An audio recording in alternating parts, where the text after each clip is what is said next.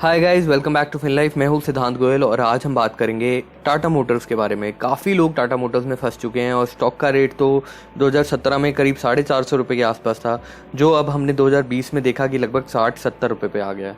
तो काफ़ी डिसअपॉइंटमेंट होता है जब इतनी बड़ी कंपनी धीरे धीरे करके ख़त्म होती रहती है और इन्वेस्टर वैल्यू ख़त्म हो जाती है बिल्कुल ही, क्योंकि ऑब्वियसली कंपनी में नेगेटिव चीज़ें हुई हैं इन द सेंस कि कोई ऐसे स्कैम वगैरह नहीं हुए हैं, लेकिन बिजनेस लॉसेस कंटिन्यूस होते चले गए हैं जो इन्वेस्टमेंट्स करे हैं कंपनी ने। ऑडिटर्स देखें तो BSR company and LLP company के ऑडिटर्स हैं। ऑडिटर्स के साथ ही अगर हम कंपनी के बारे में भी बात करें तो कंपनी की सेल्स बहुत ज़्यादा नहीं गिरी हैं और कंपनी की सेल्स अगर देखें 2020 में कंपनी की सेल्स 2,58,000 करोड़ के आसपास आई हैं। 2019 में जो 3 लाख करोड़ थी, तो सेल्स तो करेक्ट करी हैं, लेकिन कंपनी बहुत कोशिश कर रही है जिससे प्रॉफिटेबिलिटी में आ जाए। कंपनी ने अपना स्टॉक का रेट 450 से, जैसे मैंने बताया, 66 रुपये पे आ गया था, अब रिकवर करके 103 रुपये पे आ गया है। तो अगर इधर से देखें, कंपनी में 1,18,000 करोड़ का डेट है। इसके अलावा जो वर्किंग कैपिटल का डेट है वो तो अलग चलते ही रहता है, वो भी लगभग 1 लाख करोड़ के आसपास ही है।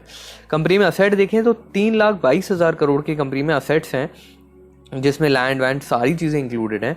और करेंट मार्केट कैप कंपनी का देखें तो 31,955 का है। तो इस हिसाब से मार्केट कैप और एसेट बेस को देखते हैं तो बहुत ज़्यादा फर्क लगता है और एक हमको लगता है कि इन्वेस्टमेंट अपॉर्चुनिटी इस कंपनी में बन सकती है। अगर आप सपोर्ट को इंटैक्ट रखते हैं तो आपको अच्छे रिटर्न्स भी लॉन्ग टर्म में मिल सकते हैं स्टॉक में। इसी के साथ ही अगर सेल्स को देखें तो 2016 से 2020 में कंपनी की सेल्स इंक्रीज़ करी हैं, लेकिन धीरे धीरे करके इंक्रीज़ करी, फिर डिक्रीज़ करी, लेकिन 2020 में 2,58,000 की सेल्स आई है कंपनी की। प्रॉफिटेबिलिटी कंपनी में नहीं है, लेकिन प्रॉफिट मैसिवली रिड्यूस हो रहा है। जो लॉसेज हैं कंपनी के वो मैसिवली रिड्यूस हो रहे हैं और कंपनी प्रॉफिट की तरफ जा रही है। 2020 में जो रिसेंटली इसकी जो एनुअल स्टेटमेंट आई है और बैलेंस शीट्स और P&L आया है, उसमें कंपनी ने सिर्फ 12,000 करोड़ का लॉस किया है, जो काफ़ी तेज़ चेंज होकर प्रॉफिटेबिलिटी में इंक्रीज कर सकता है। कंपनी का अर्निंग पर शेयर भी इस वजह से नेगेटिव है, तो इसी कारण से हम लोग फ्यूचर के इसके पीज नहीं निकाल पाए हैं। लेकिन हम लोगों को ये लगता है कि अगर अभी आप इस रेट्स पे इन्वेस्टमेंट करना सोच सकते हैं कंपनी में, तो 66 के सपोर्ट के साथ और लगभग 65 के स्टॉप लॉस के साथ, 65-64 के स्टॉप लॉस के साथ आप स्टॉक में जंप कर सकते हैं और आपको अपसाइड काफ़ी अच्छी मिल सकती है, क्योंकि स्टॉक काफ़ी करेक्ट करके ऊपर से नीचे आया हुआ है। ट्रेड रिसीवेबल्स देखें तो कंपनी का पैसा बहुत ज़्यादा बाहर मार्केट में भी नहीं अटका हुआ है और कंपनी में कंटिन्यूसली पैसा और इन्फ्लो आते रहता है। इसी के साथ ही कंपनी में अगर प्लेज शेयर्स देखें तो 3.95% के प्लेज शेयर्स हैं जो कंपनी ने रिसेंटली प्लेज करे हैं, जिससे कि कंपनी का जो ओवरऑल ग्रोथ हुई है और जो कंपनी ने अभी रिकवरी करी है वो रिकवरी हो पाए। कंपनी के टेक्निकल्स की बात करें तो 52 वीक हाई जो कंपनी का रहा है वो 101 रुपये का रहा है और करंट प्राइस 103 रुपये चल रहा है।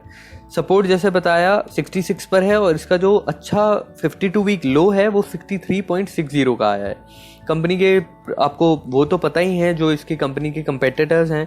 कंपेटिटर्स में सबसे ज़्यादा ऊपर इसके आते हैं आइशर मोटर्स, जिनके ट्रक्स भी आते हैं, क्योंकि मेजरली टाटा मोटर्स जो कंपनी है वो 2 चीज़ों से जानी जाती है। जो सबसे पहले जो उनका जैगुआर लैंड रोवर का एक्विजिशन है और जो ये ट्रक्स मैन्युफैक्चर करती है, उसकी वजह से कंपनी को काफ़ी ज़्यादा रेवेन्यू और इन्फ्लो आता है। तो ये मेजर चीज़ें हैं जिसकी वजह से हम लोगों को इस कंपनी में अब बुलिशनेस लग रही है। तो इस समय इन्वेस्ट करेंगे तो आप लोग को रिटर्न्स मिल सकते हैं long term point of view से, क्योंकि कंपनी का जो करंट PE है वो तो ऑब्वियसली नेगेटिव है, बिकॉज अर्निंग पर शेयर नहीं आएगी तो आपका PE कैलकुलेशन भी नहीं हो सकता है, क्योंकि PE आपका तभी कैलकुलेट होता है जब कंपनी प्रॉफिट्स में होती है।